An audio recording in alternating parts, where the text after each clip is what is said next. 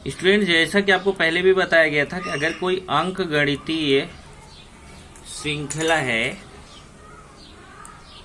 अंक गणितीय श्रृंखला, तो उस अंक गणितीय श्रृंखला में जैसे एक मैं ले लूं, जैसे 3, 5, 7, 9, 11, 13 डॉट डॉट डॉट, अगर मैं यहाँ ले लूं 115, एक अंक गणितीय श्रृंखला। कैसे पता चलेगा? इसमें देखो दो दो का अंतर है सब में।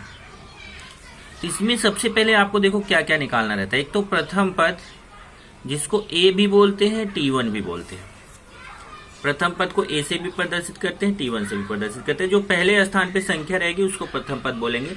जैसे यहाँ पे देखो पहले स्थान पे कौन सी संख्या है? 3। तो जो भी प्रथम पद है, पहला पद है, पहले स्थान पे संख्या, उसको ए या T1 बोलेंगे और उसका मान 3 है। और सामान्य अंतर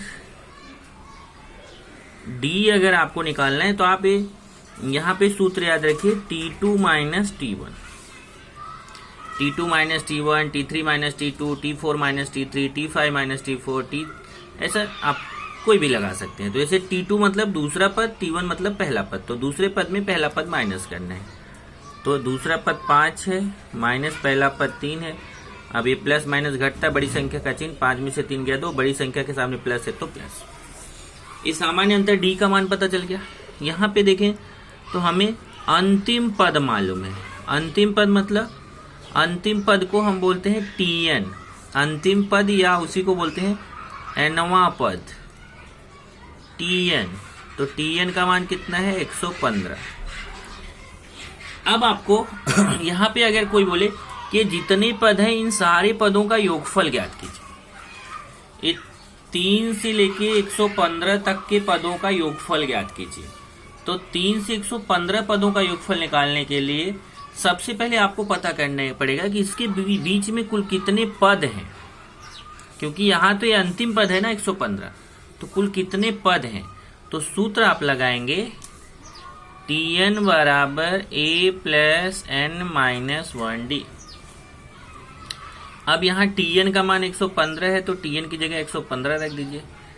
a का मान 3 है, ध्यान से देखिए, Tn मतलब अंतिम पद, 115 है। देखिए अंतिम स्थान पे जो संख्या रहती है उसी को Tn बोलते हैं। Tn 115 है तो Tn का मान रख दिया 115। देखिए यहाँ से Tn का मान 115, a का मान 3 प्लस n का मान निकालना है -1, n -1, d का मान 2। अब यहाँ से देखिए ये 3 को बराबर के इस तरफ लेके आऊंगा तो ये +3 है, इधर आके -3 हो जाएगा, उधर बचेगा n -1, 2। 115 में 3 घटा दीजिए, 115 में 3 घटाना आपको आता है 112 आएगा। और इधर 2 का अंदर गुणा कर दिए, 2 का n से गुणा होगा 2n, 2 का 1 से गुणा होगा 2। देखिए 2 का n से गुणा 2n, 2 1 के 2। अब फिर -2 को इधर लेके आइए, -2 इधर आएगा तो +2 हो जाएगा। देखिए ये +3 इधर आए तो -3 हुआ था, +3 था तो इधर आके -3 हो गया, और -2 इधर आके +2 हो गया, उधर बचेगा 2n। 112 में 2 जोड़ेंगे तो 114, और फिर 2 का गुणा है इस तरफ लेके आएंगे तो 2 का भाग हो जाएगा, और इस तरीके से 114 में 2 का भाग दीजिए तो 57 आएगा। भाग देना आपको आता है। ये 57 मतलब अगर आप ये 57 का मतलब पता है क्या है कि अगर आप ऐसे ही 3, 5, 7, 9, 11 तरह ऐसा डॉट डॉट डॉट ना लिखें और ऐसे लिखते हुए आप 2 के अंतर पे 115 तक जाएं तो कुल आपको 57 पद यहाँ मिलेंगे। कितने पद मिलेंगे? 57। तब आपको Sn का फॉर्मूला लगाना है। तो Sn का फॉर्मूला लगाने का यहाँ 2 तरीका है, मैं आपको दोनों तरीका सिखा रहा हूँ। दोनों में से आपको एग्जाम में कोई एक लगाना है। अगर आपको पहला पद ये, देखिए पहले सूत्र लिख देता हूँ, Sn equal to n/2 bracket 2a plus n minus 1d, एक सूत्र है।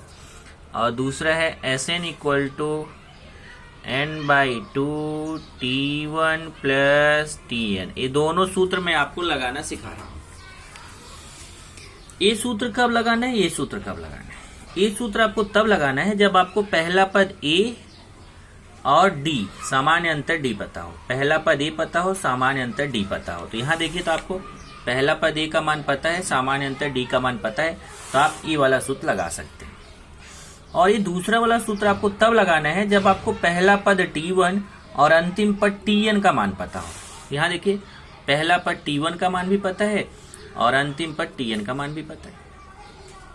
ओके, तो चलिए अभी दोनों सूत्र लगा सकते हैं यहाँ पे, पर आपको एग्जाम में कोई एक लगाना है, लेकिन मैं आपको दोनों सिखा रहा हूं। तो यहां हमें क्या निकालना है, एस एन का मान 57 है। देखिए एन का मान कितना 57, तो यहाँ एन की जगह 57। तो चलिए यहाँ पे भी एन है, यहाँ पे भी एन है, तो एन की जगह 57/2। फिर 2 बीच में 2a है, तो 2 और a के बीच में गुणा छिपा हुआ है। ए का मान यहां से देख लीजिए 3 और डी का मान 2। ए का मान 3 प्लस फिर एन आ गया। ये देखिए एन का मान 57 है, एन की जगह 57 -1 डी का मान फिर से देख लीजिए, डी का मान 2 है। अब इसका कैलकुलेशन करते हैं। ये 57/2, अब इधर 2 का 3 में गुणा करेंगे तो 6 और 57 में 1 घटाएंगे तो 56 × 2। अब ध्यान दीजिए कि जब ये ऐसा हल आता है जिसमें प्लस हो और गुणा भी हो, जैसे प्लस का चिन्ह भी हो गुणा का भी चिन्ह हो, तो हमेशा पहले गुणा का चिन्ह हल किया जाता है।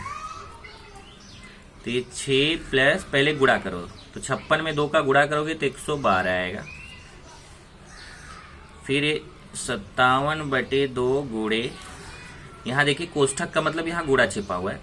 अब 112 में 6 जोड़िए 118।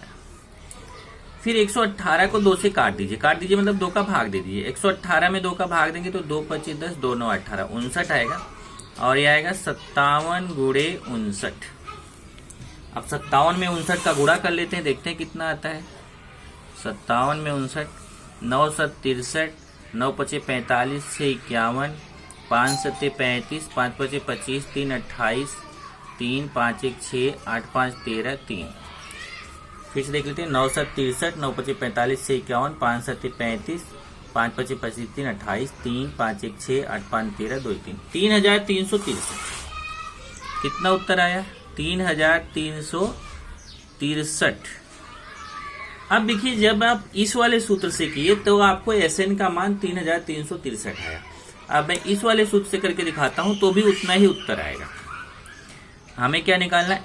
एस एन का मान कितना है? 57, तो एन की जगह 57।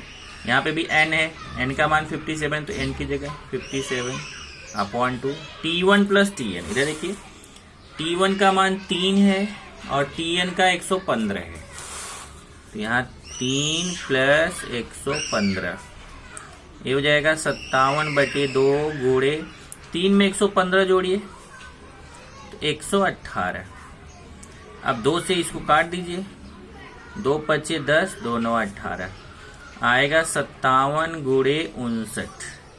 अब देखिए यहाँ पे भी आया था ना 57 × 59, यहाँ पे भी आ गया 57 × 59 और गुणा करेंगे तो उतना ही आएगा 3363। तो ये मैंने आपको सिखा दिया। एसएन 3 फॉर्मूला इसमें है और मैंने यहाँ तीनों आपको सिखा दिया। ऐसा मैंने क्वेश्चन लिया कि टीएन का फॉर्मूला लगाएंगे तो कैसे लगाएंगे, एसएन का फॉर्मूला लगाएंगे तो कैसे लगाएंगे, एसएन का दूसरा फॉर्मूला लगाएंगे तो कैसे लगाएंगे। ये 3 टाइप का आपको क्वेश्चन यहाँ पे आता है। अब एग्जाम में आपको देखना है कि वो 3 टाइप के क्वेश्चन कैसे हैं। तो जैसे अगर आप देखोगे तो आपके टेक्स्ट बुक में आज हम लोग प्रश्न संग्रह 3.3 का क्वेश्चन कर रहे हैं। तो प्रश्न संग्रह 3.3 का अगर देखेंगे, किसी अंगठी श्रृंखला का प्रथम पद 6 और सामान्य अंतर 3 हो तो S27 ज्ञात कीजिए। तो आप देख सकते हैं प्रथम पद मतलब A का मान 6 दिया है, सामान्य अंतर मतलब D का मान 3 दिया हुआ है और आपको S27 निकालना है, मतलब S27 क्वेश्चन मार्क। तो Sn = n/2 ये वाला जो सूत्र है, ये वाला सूत्र लगा दिया। अब ये वाला क्यों लगाया? क्योंकि यहाँ पे आपको जब मैंने क्या बताया, जब A और D का मान मालूम हो तो इस सूत्र को लगाते हैं। यहाँ देखिए आपको A का मान और D का मान मालूम है तो आप इस सूत्र को लगाएंगे। ये सूत्र तब लगता है जब Tn का मान मालूम हो, यहाँ आपको Tn का मान मालूम नहीं है तो सूत्र लगा दिया। Sn = n/2 2a + n - 1d। फिर जैसा अभी मैंने यहाँ पे करा है आपको इसी तरीके से आपको ये पूरा सॉल्व करना। दूसरा देखेंगे, प्रथम 123 सम प्राकृत संख्याओं का योगफल ज्ञात करो। अब देखिए सम संख्या और विषम संख्या और प्राकृत संख्या में फर्क कीजिए। अगर कोई कहीं पे आता है प्राकृत संख्याएं, केवल इतना आता है प्राकृत संख्याएं, तो 1 2 3 4 5 6 इस तरीके से लेना। और अगर आता है सम प्राकृत संख्याएं, तो सम प्राकृत संख्याएं तो 2 4 6 8 10 12, मतलब जो 2 से कटती हैं, जो 2 से कटती हैं वो सम संख्याएं हैं। यह आता है विषम प्राकृत संख्याएं। विषम मतलब जो 2 से नहीं कटती हैं, तो ये क्या आएगा 1 3 5 7 9 11 13 इस तरीके से। तो यहां जैसे इसने बोला है सम प्राकृत संख्याएं, मतलब इस टाइप के, और वो भी प्रथम 123। मतलब अगर हम ऐसे ऐसे लिखते जाएं तो 123 संख्या लिखे उसका योगफल हमें निकालना है। तो देखिए 2 4 6 डॉट डॉट डॉट, ये सम प्राकृत संख्या है। यहाँ प्रथम पद ए का मान 2 हो गया, और डी निकालना है तो डी का सूत्र क्या बताया, T2 माइनस T1। अभी आपको सिखाया, यहाँ से देखिए डी का मान T2 माइनस T1। तो यहाँ से 4 में से 2 माइनस करेंगे तो यहाँ 2 आ जाएगा डी का मान। और कितने पदों का योगफल निकालना है 123, एन का मान 123 है। फिर एस एन का यही वाला फॉर्मूला फिर लगा दिया, देखिए एस एन का ये जो मैंने सिखाया यही वाला फॉर्मूला लगा दिया, और यहाँ एन की जगह पे 123 ले लिया, और फिर हमने निकाल लिया उसी तरीके से। सेम देखिए ये चीज, यही जो आपका है यही आपका पहले में भी लगा, यही आपका दूसरे में भी लगा। तीसरा देखेंगे 1 और 350 के बीच की सभी सम संख्याओं का योगफल ज्ञात करो। अब अभी तक क्या बोला था 1 से 123 तक की, लेकिन अब बोला 1 से 350 के बीच की सम संख्या। तो अब जैसे 1 तो सम संख्या है नहीं, 1 विषम संख्या है। 1 के बाद अगली संख्या देखेंगे तो 2 सम संख्या है, फिर 4 है, फिर 6 है, इस तरीके से सम संख्या है। अब 350 तक ही जाना है, लेकिन 350 के बीच बोला है, मतलब ऐसे समझिए कि 1 है और 350 है, इसके बीच का संख्या लेना है। 1 और 350 के बीच का लेना है, मतलब उसमें 350 और 1 को नहीं लेना है, इसके बीच का लेना है। तो जैसे 1 के बाद 2 4 6, और फिर 350 के पहले 349 आता है, वो नहीं लेना है क्योंकि वो विषम संख्या है, वो 2 से नहीं कटती। उसके पहले 348 है, वो 2 से कटती है, तो उसको लेना है। ये देखिए, तो इस तरीके से आपका आ गया। तो क्वेश्चन ऐसा बन गया है, ये देखिए इसके जैसा क्वेश्चन बन गया। ये हमें यहाँ TN पता है, यहाँ पे भी देखो TN पता है, अंतिम पद प्रथम पद ये भी पता है, सामान्यतः डी निकाल लेंगे T2 माइनस T1 से, और अंतिम पद TN पता है। तो हमारे जैसा क्वेश्चन हो गया, इसके जैसा क्वेश्चन हो गया। अब आप पहले TN का सूत्र लगा लीजिए, TN का मान रख के पहले ए का मान निकाल लीजिए, एन का मान निकाल लीजिए, तब आप चाहे ये वाला सूत्र लगाइए चाहे ये वाला लगाइए। ओके, ये चीज आपका तीसरा क्वेश्चन है, तीसरे में यही हो रहा है, देखिए। ओके, तो तीसरा क्वेश्चन वैसा है जैसा मैंने अभी वीडियो में आपको ये क्वेश्चन बताया। चौथा क्वेश्चन देखेंगे, किसी अंकगणित श्रृंखला का 19वां पद 52 है, 38वां पद 128 है, तो 56 पदों का योगफल ज्ञात कीजिए। तो इसमें अगर आप देखोगे तो 19वां पद 52 है, तो इसका मतलब क्या हुआ कि आपको 19वां पद मतलब T19 का मान 52 दिया है, और 38वां पद 128 है, मतलब T38 का मान 128 दिया है। तो पहले ये आप जैसा आपने इसके पहले प्रश्न संग्रह 3.2 में किया था, ये देखिए 3.2 में 7वां क्वेश्चन किया था ना, 11वां पद 16, 21वां पद 29, ऐसे आपने 2 समीकरण बनाया था। फिर 2 समीकरण बनाने के बाद उसको हल करके ए और डी का मान निकाला था, वैसा आप इसमें कर सकते हैं। लेकिन इसमें जब आप ये समीकरण 1 और 2 बनता है तो उसको केवल जोड़ दीजिए, जोड़ने के बाद ये समीकरण 3 बन जाता है।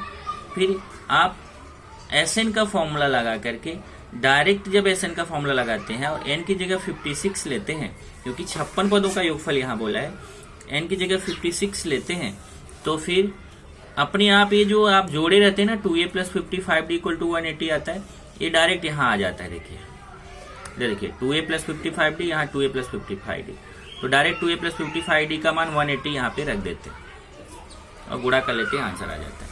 ये बॉक्स टाइप का क्वेश्चन है, इसमें भी 1 और 140 के बीच 4 से कटने वाली संख्या है। अब 1 और 140 के बीच 4 से कटने वाली संख्या देखेंगे तो 4 से भाग जाने वाली संख्या है।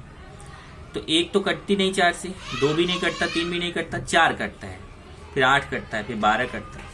और अंत से जाएंगे तो 140 कटता है, लेकिन 140 नहीं लेना है, उसके बीच का लेना है, मतलब उसके पहले तक लेना है।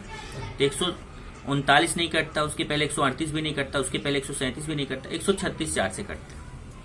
फिर ये क्वेश्चन आपका ऐसा ही हो गया, ये देखिए इसके जैसा ही, पहले TN का फॉर्मूला, फिर बाद में इन दोनों में से कोई एक SN का फॉर्मूला।